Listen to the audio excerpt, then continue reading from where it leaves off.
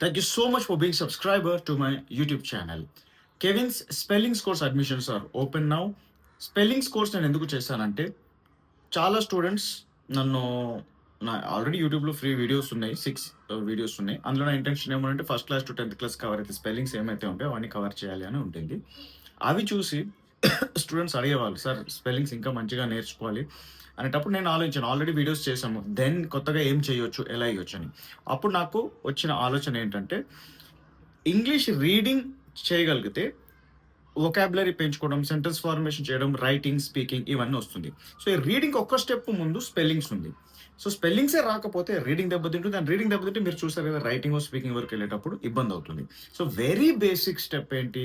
Spelling. So, ఒక very basic course ఉండాలి. సరే ఏదో కోర్స్ చేశామని నేను కోర్స్ చేయలేదు. నేను ఓన్లీ 2 రిజల్ట్స్ మైండ్‌లో పెట్టుకున్నాను. ఏంటంటే కెవిన్ స్పోకెన్ ఇంగ్లీష్ ఎప్పుడన్నా మేము రిజల్ట్స్ మైండ్‌లో పెట్టుకొని డిజైన్ చేస్తాము.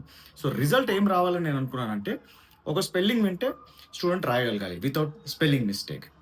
అండ్ ఏ స్పెల్లింగ్ చూసినా, అంటే ఇంతకుముందు మనకది పరిచయం లేని స్పెల్లింగ్ చూసినా, అది బుక్ రీడింగ్‌లో ఉన్న, న్యూస్ పేపర్‌లో ఉన్న, టీవీలోన ఎక్కడైనా చూసినప్పుడు తక్షణం కరెక్ట్‌గా చదవగలి విత్ కరెక్ట్ ప్రొనౌన్సియేషన్.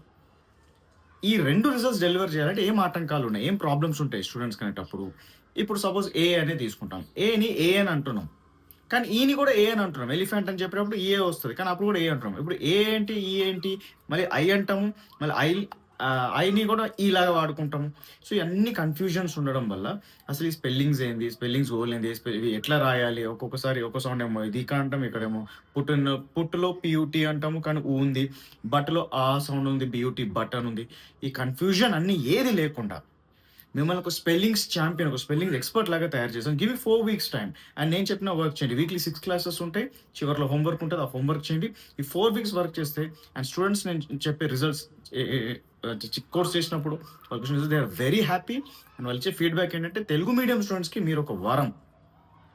ఇది మాత్రం మాకు ముందే తెలుసుంటే, మేము ముందే చేసుండేవాళ్ళం. అసలు మేము చాలా టైం వేస్ట్ చేశాము అన్న ఫీలింగ్‌తో వాళ్ళు నాకు ఫీడ్‌బ్యాక్ ఇస్తారు, రివ్యూ ఇస్తారు. అంటే అంత మంచిగా పని చేస్తుంది, ఖచ్చితంగా రిజల్ట్స్ ఇస్తుంది. ఇదొక వెరీ బేసిక్ కోర్స్. ఇ ఇ అంటే మళ్ళీ మనం ఏబీసీడీ ఎళ్లి ఎల్‌కేజీలో ఏబీసీడీ నుంచి నేర్చుకొని ఫస్ట్ క్లాస్ వరకు, సెకండ్ క్లాస్ వరకు స్పెల్లింగ్స్ నేర్చుకుంటాం కదా! అలాంటి కోర్స్ అనుకోండి. సో, మీరొక Telugu medium student and spellings మీ problem and that's a very basic problem for you.